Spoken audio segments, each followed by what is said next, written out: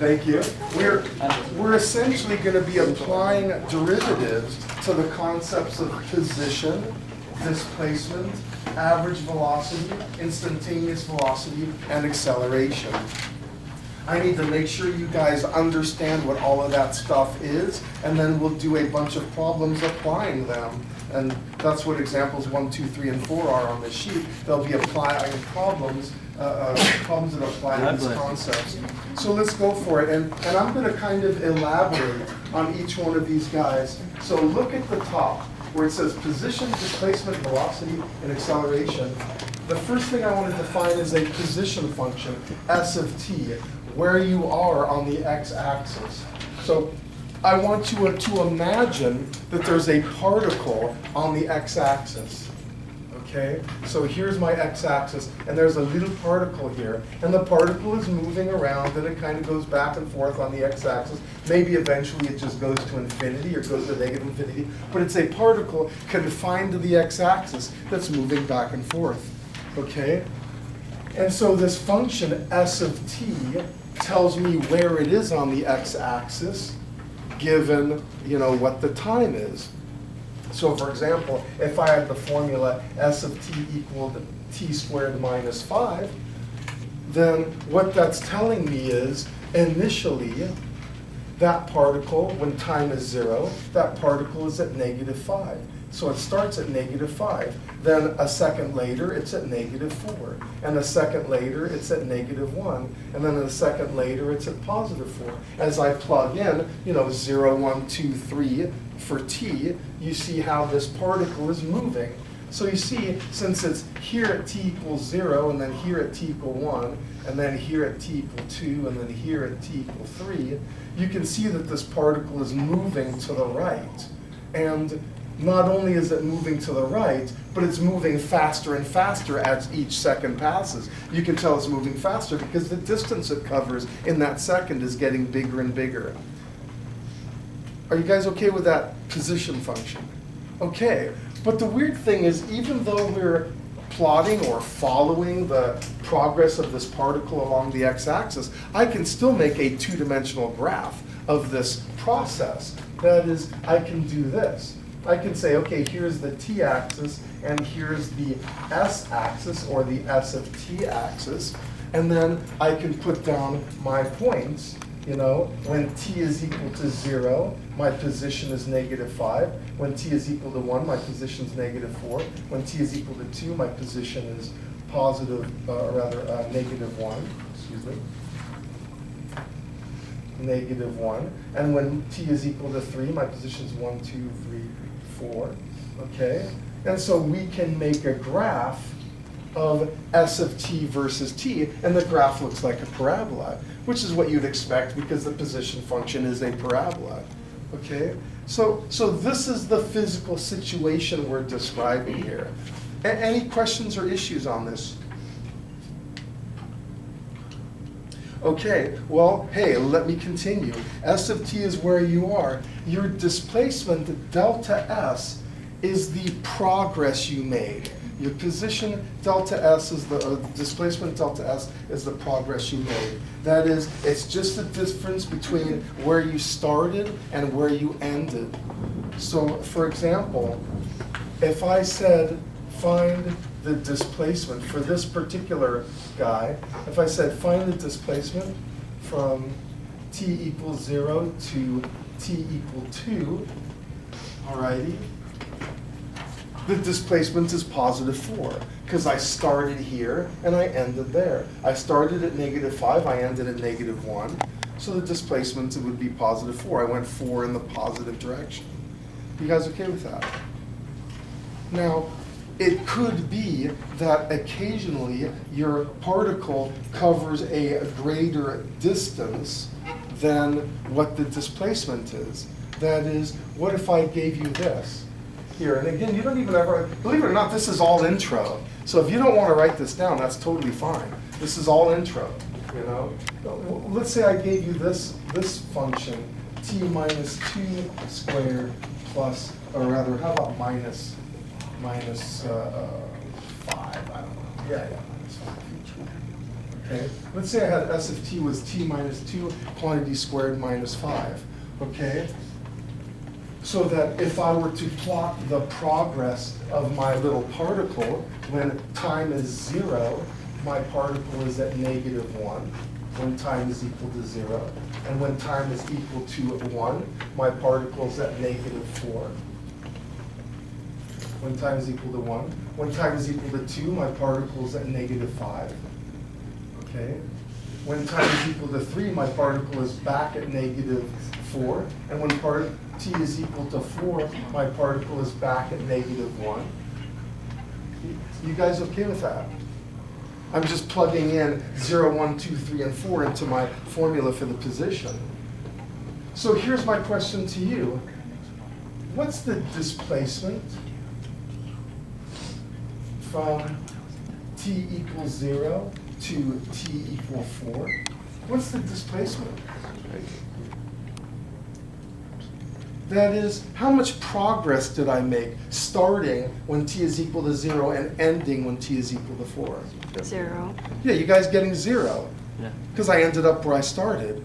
My displacement from time equals 0 to time equals 4 would be s of 4 minus s of 0. And s of 4 is equal to -1, and s of 0 is equal to -1a. No progress at all, right? It's the sort of thing where I leave the house, I go shopping, I come back to the house, like, I'm in the house when my wife is there, then she leaves to do something, I leave the house and do a bunch of stuff, then I get back, when she comes back, she says, and I'm sitting on the couch in the very same physical position I was in before she left. You know how that goes? Have you ever had that where I'm sitting on the couch like this, then my wife takes off and I go, well, I better do some shopping. So I get up, do some shopping, then I'm done, I put all the food and stuff away, then I sit on the couch like this. When she walks in the door, she's gonna think, you're just sitting there. Didn't you do anything while I was gone? And yeah, but my wife is just thinking in terms of displacement. I mean, it appears that I didn't do anything. I ended up where I started, okay? So that's your displacement, okay? Distance is a different story. Distance is what you actually, like the exercise you got. It's what your odometer reads in the car. You tell me, what's the distance traveled from t equals 0 to t equals 4? From this simple introductory problem, what distance did I travel? 8. How many people are thinking 8? Yeah. 8, right? Because I started here, then I went to there, then I came back to there, right? So the total distance I traveled was 4 plus 4, which makes 8, okay? So the distance you travel is going to be, whoops, 0. The distance I traveled is going to equal 8, because that's how far I went. And we're going to discover when we do example number 1, in order to answer this question, you do need to know where your turnaround point is, or turnaround points, so you can find your distances. Okay, hey, that's displacement. Look at the next one. Average velocity is your displacement versus time. Okay, displacement versus time. One thing I should tell you is in the physics land, we have two quantities. We have velocity and we have speed. Those of you who are in AP Physics or had AP Physics, what's the difference between velocity and speed? Yes, Andrew? Velocity has a direction, while speed is just a amount. Cool, is that what you're going to say, Jacob? Yeah. Yeah, velocity has the speed, It's a vector. and velocity is a vector, and speed isn't a vector. Velocity has direction, speed doesn't. You see what I mean? And so with velocity, because it's a vector, and those of you who had Mrs. Lofgren last year, actually, you had a little unit on vectors, so you guys should be aware of what vectors are. Those of you who didn't have Mrs. Lofgren last year, I don't know if you guys do vectors. Those of you who did not have Mrs. Lofgren last year, do they do vectors? Did you learn about vectors, Kylie? Yeah, I don't remember it, but yeah, we did. Okay, cool. You did? Okay. Even though okay, great. You may not remember it, and that's okay, because when we get to chapter 10, I do vectors just really huge, But you remember actually learning it. And so I want you to see that speed is just what's called a scalar. It's only magnitude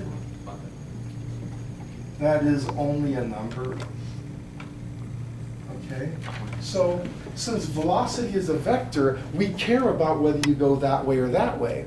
And so the way we make a distinction with velocity to distinguish that way versus that way is to say that way is positive and that way is negative. You see? Or if you're traveling vertically, that way is positive and that way is negative. Whereas with speed, we don't care what direction you're going. Your speed's always positive.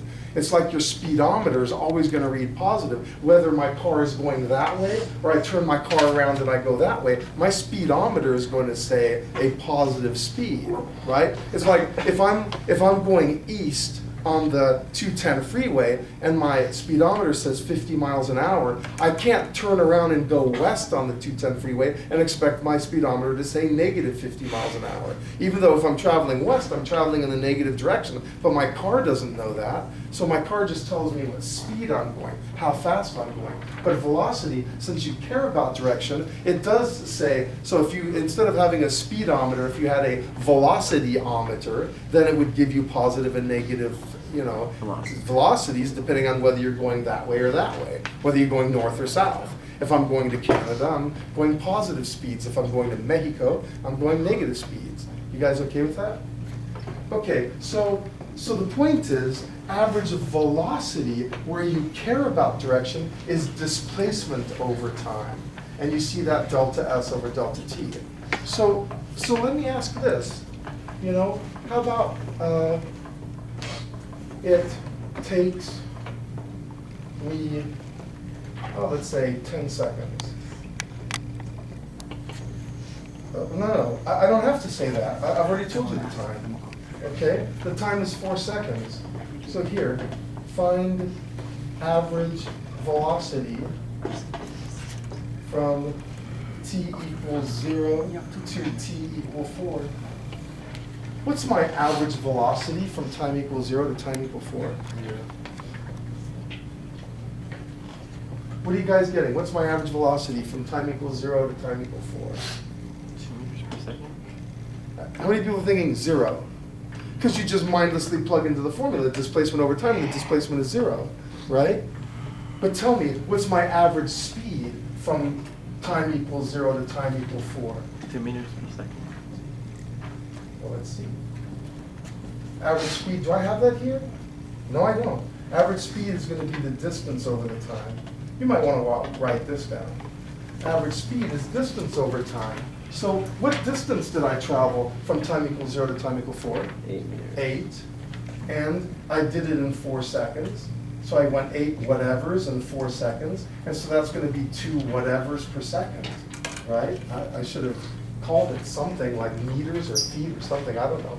But it's 2 whatevers per second. 2, let's call it feet per second, okay? So here's my conceptual question for you guys, because I want to remind you again, this is still all intro. Why is it that my average velocity is 0, but my average speed is 2 feet per second? Why is that? Yes? Because your velocity is going in a positive direction and a negative direction. Thank you very much. Wow, good for you. Yeah, I'm just going to repeat what you said verbatim. It's because my velocity is going in the positive direction and in the negative direction equal amounts. And so they cancel. All your positive velocities are canceling all your negative, all your positive velocities are canceling all your negative velocities, so your average velocity is 0. It's like being at a poker game where you win half the time and lose half the time. What's your average winnings? 0, you know? Yeah, beautiful. Good for you. Yeah, that's it. Wow. All right. So anyway, that's average velocity and average speed. Then finally there's instantaneous velocity, which is where derivatives come in. Do you see that with instantaneous velocity, I'm just taking the limit of the average velocity as the time interval gets smaller and smaller? That is, if I can refer to this graph now, my average velocity between 1 and 2 ends up being delta S over delta T. So my average velocity ends up being the slope of the secant. The slope of the secant from 1 to 2. But if I want the instantaneous velocity at 1, then I'm going to need this next second to get closer and closer to 1 until pretty soon I'm getting the slope of the secant of 2 points really, really close to each other. And that'll get me the slope of the tangent when the 2 points are really close to each other. And so that's what that is saying. Just saying, hey, take your average velocity, but let the time interval between the two times be really, really, really teeny tiny, and that'll get you the instantaneous velocity. And I don't know if I've said this in this class before, but that's how your speedometer works. Your speedometer takes a distance traveled over an incredibly small period of time and calls that your instantaneous velocity, what your speedometer actually reads. Alrighty, speed is absolute value of velocity, and then finally the acceleration is just change in velocity over time. Again, many of you don't have physics. How many people in this class either are not in physics right now or have never had physics? Okay, so many of you. So you may not have a sense of what acceleration is. So I just want to make sure you're aware that acceleration, in the same way that velocity is the change in distance or the change in displacement over time, acceleration is the change in velocity over time. Alrighty. And so your instantaneous acceleration will be the change in velocity over time over an incredibly small time period, and so that's why you end up getting it being the derivative. Here, can I ask you guys, you non-physics kids, a really quick question? Okay. A ball is dropped. Okay. It accelerates at approximately 32 feet per second. That is, as it falls, it goes 32 feet per second faster each second. Okay? So my question to you is this. I drop the ball. What is the speed of the ball after 2 seconds? How fast is that ball going after 2 seconds? Are you thinking about it? Remember, your speed increases 32 feet per second. 39. Okay. Well, let me ask, how many people of you non-physics people, how many people got 64 feet per second? Okay, good. That's correct. So no one else got that? None of the other oh, you did get it? Okay. You guys okay with that? That as the ball falls, it goes faster and faster. But here's my next question. Does that mean that the distance it's falling is increasing by 32 feet every second? Is the distance increasing by that? No, no way. In fact, you're covering more and more distance each second that you fall. That is, if you have some guy over here falling, and the first second he'll be there, and the next second he'll be there, and the next second he'll be there, and the next second he'll be there. He's falling faster and faster, which means with each second, he's covering more and more distance. And we'll talk about how to get that distance in a little bit. But I just want you to see that's the way this works. So your speed is 0 feet per second here. Your speed is 32 feet per second here. Your speed 64 feet per second here, and so on. And so as you fall, you're going faster and faster. Usually, like for example, here's, just a second. Has anyone ever seen the movie Die Hard? Okay, so tell me, how does Hans die? What's that? Yeah, he falls. Actually, I think it's the side of the building. But he falls down the side of the building. And do you remember how he falls? He falls at a constant speed. He falls and you see his face and he has this snarl of hatred on his face as he falls to a death. You know what I mean? And he falls, but he falls at a constant rate. He falls like this, and then he dies. Okay? That's not accurate. That's not physics. Okay? Whereas if you see the movie Titanic, how many people here have seen the movie Titanic? Okay, good. My heart will go, I love that movie. Great. And there's good physics in it too. Like why Leonardo DiCaprio had to be in the water while the woman was on top of that floating thing. Because if he goes on top of it and they're both sharing it, then they both sink. So one of them has to be in the water or they die. And that's actually fluid, fluids, it's physics, So too bad, he knew fluids and he died.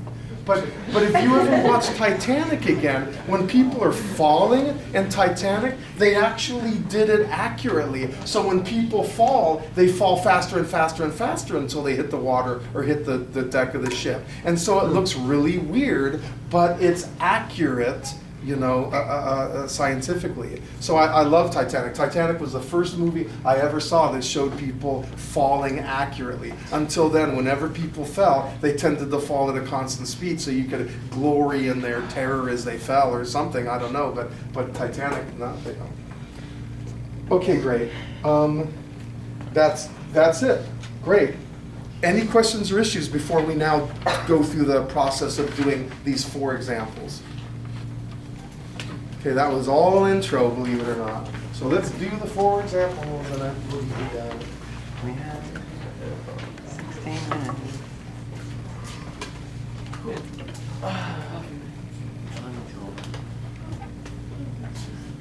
Okay, I'll do that way.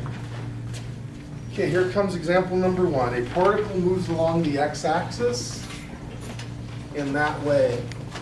Okay, find the displacement during the first 5 seconds. Displacement during the first 5 seconds is going to be s of 5 minus s of 0. You guys okay with that? I'm going to do example 1. I'm going to do it, which means I'm going to go through it incredibly fast because I already know how to do it. And then you guys will do example number 2 on your own. Okay, s of 5 is 25 minus 10, which is 15 minus 8, which is 7. So I got 7 minus s of 0, which is negative 8. So I've got 15. And because they tell me that s is in meters and t is in seconds, this is 15 meters. Any question or problem on that being my displacement? I started at negative 8. I ended up at positive 7. My displacement was 15 meters. Here comes part B. Find the average velocity during the first 5 seconds. Hey, average velocity is going to be the displacement over the time. And so it's 15 meters over those 5 seconds, and so I get 3 meters per second. You guys okay with that? All right, here comes part C.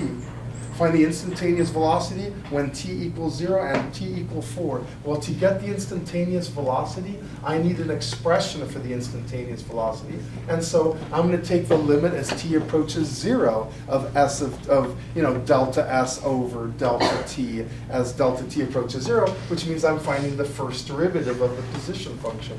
So this first derivative ends up being 2t minus 2. And so now I get v of 0 equals negative 2, and that's going to be meters per second.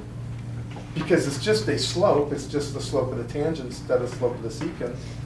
And v of, what is that, 4 is going to be 8 minus 6 meters per second. You guys okay with part C? Bless you.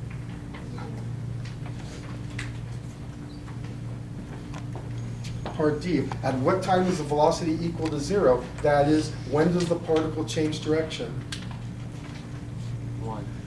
Does that make sense to you that when a particle changes direction, at that moment it changes direction, it must be momentarily at rest? Yeah. Like this pen, when I throw the pen in the air, right, half of the time its velocity is upward and half the time the velocity is downward. Well, at the very top of its travel, it transitions from having a positive velocity to a negative velocity, which means what must the velocity be at the very top of its travel?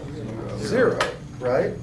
Does that make sense? That's the intermediate value theorem. If I go from positive velocities to negative velocities, at some point between those 2 times, my velocity had to be 0. I have to pass through 0 if I'm going to go from positives to negatives.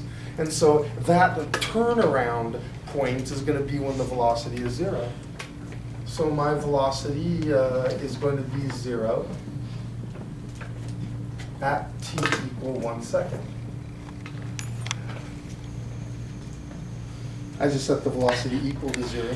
And then what distance does the particle travel from 0 to 5? Well, the displacement is 15, but that's not necessarily going to be what the distance it travels is, you see. let me show you what this particle actually does. Okay? This particle starts at -8, okay? And then at 1 second, I'm sorry, let me look at this here. At 1 second, 1 minus 2, my particle is at -9. So my particle's here at t equals 0. And then my particle's at -9 at t equal 1. And at t equal 2, I got 4 minus 8, so my particle's back here at t equal 2. And then at t equal 3, my particle's at wherever, and well, 9 minus 6 is 3, so it's -5. At t equal 4, 16 minus 8 is 0. Oh, really? 0. And then finally, it's over here at 7. At t equal 4 and t equal 5. And here's t equal 3. Well, I don't have to go through all this trouble. All I need to know is the turnaround time. I just need to know when it went its farthest left before it turned around, right? But my particle did this, you see? So my particle started here, went to -9, turned around, went back to -8, and then completed its way to +7. The way I do this type of problem is I only care about the positions, my start position, my end position, and the position where I turned around. Those are the only positions I really need to care about. So I'm going to find S of 0, which is -8. I'm going to find S of 1, which is my turnaround time, which is -9, and then S of 5, which is +7. And then I just do this. The distance I travel from there to there is 1, and the distance I travel from there to there is 16, for a grand total of 17. So my distance traveled is 17 meters. You guys okay with that?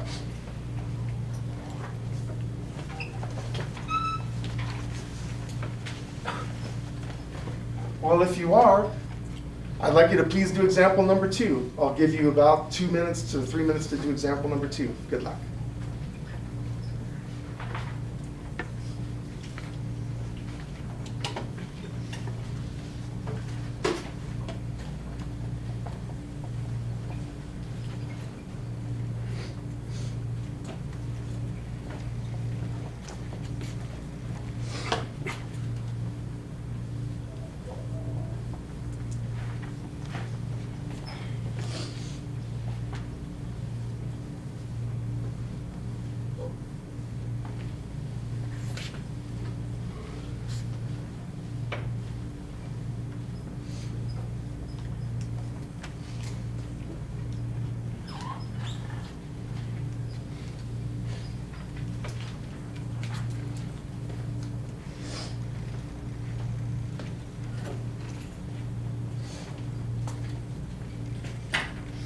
If there's any part you're having difficulty, ask me and I'll just tell you.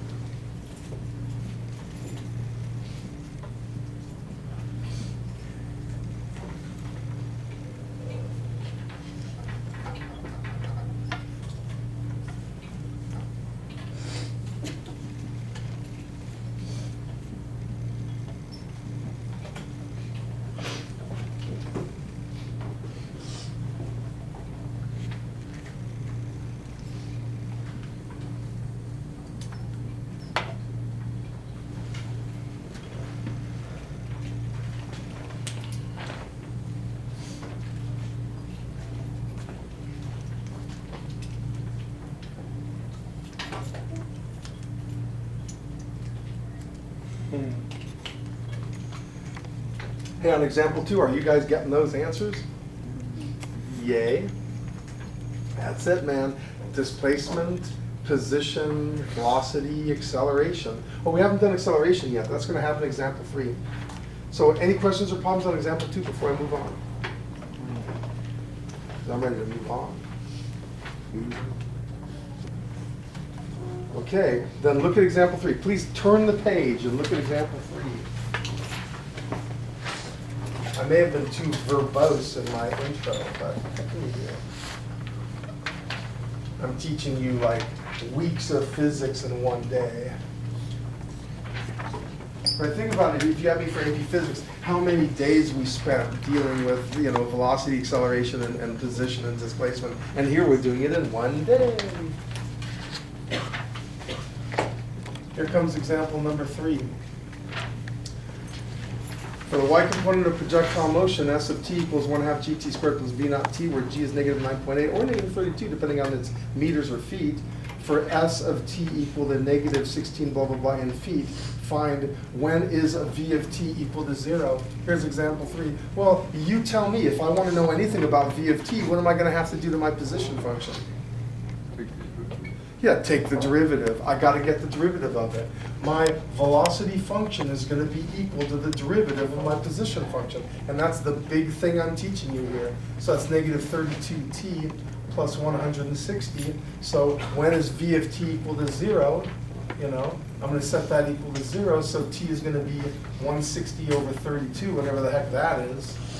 I don't know what 160 over 32 is. I guess I should do it on my calculator. Or I can just do it in my head. 80 over 16, 40 over 8, 20 over 4, 5? Yeah. Oh, I should have done that. Smart. Stupid as to show it. Okay, great. So you guys okay with part A? Part B, how high did the object go? And I say find S of t at the time when v of t is equal to 0. You see that's how high, if you had Mrs. Lofgren last year, her throw-up problems, that was it. I mean, if you want to find how high something goes, find the time at which its velocity is momentarily 0, then plug that into the original equation. So I need to find what S of 5 is, because that's when my velocity is momentarily 0. And S of 5 is negative 16 times 5 squared plus 160 times 5. So I got, what is that, 25 times 16 is 400. 400 minus 160 times 5 is 800. Negative, so it's positive 400? I guess. Positive 400 feet. Okay, you guys okay with that? Alrighty. Then part C, find the velocity and the speed of the object when it is 256 feet above the ground. Well, if they're going to give you a position, you need to know the time to be able to answer any of their questions. So if they give you a position, you're going to have to go, okay, negative 32t plus 160 equals 256, and I need to solve for, wait, it's the position which is 256. So I got negative 16 squared, t squared plus 160t equals 256. So I'm going to have to find what gets me there. So I'm going to see if it factors. I'm going to hope it factors. Let me see. 256, 16 goes into 256, right? 16 squared is 256. So I'm going to factor 16 out. So I get t squared minus 10t plus 16, which is t. What are two numbers that multiply and make 16 and add the 10? 8 and 2. Hey, wow, look at that. You guys okay with that? So I know that this guy is 256 feet above the ground at times 2 and 8 seconds, because I just put my position equation equal to where they wanted it to be. So t equals 2 and t equals 8. And so they say, find the velocity and the speed when it's 256 above the ground. Well, v of 2 is equal to, where's my velocity? Right there. So v of 2 is going to be negative 64 plus 160, which is 96 feet per second. And v of 8 is going to be negative 32 times 8, plus 160, which just trust me, it ends up being negative 96 feet per second. Alrighty, so, but the speed is just 96 feet per second. Even though the velocity is positive or negative, the speed is going to be just positive. Whether you're going up or down, you're going 96. I'm sorry, the time is running out. What is acceleration at all times while the object's in the air? Tell me, remind me, how do I get acceleration? What am I going to have to do? Second derivative. Yeah, second derivative, get the derivative of your velocity. Uh-oh, shoot. Acceleration equals v prime of t. So yeah, it's going to be negative 32 feet per second. So that's what the acceleration is at all times. And then part E, when does the rock hit the ground? Hey, just set your displacement, set your position to 0. I think this should be enough. I know we aren't doing the stuff with the graphs. I'll talk about that tomorrow. So, but I think you've got enough to do the homework tonight. So thanks for your patience. I spent too much time on my intro, but oh well. Thank you, Leilani, for taking the video.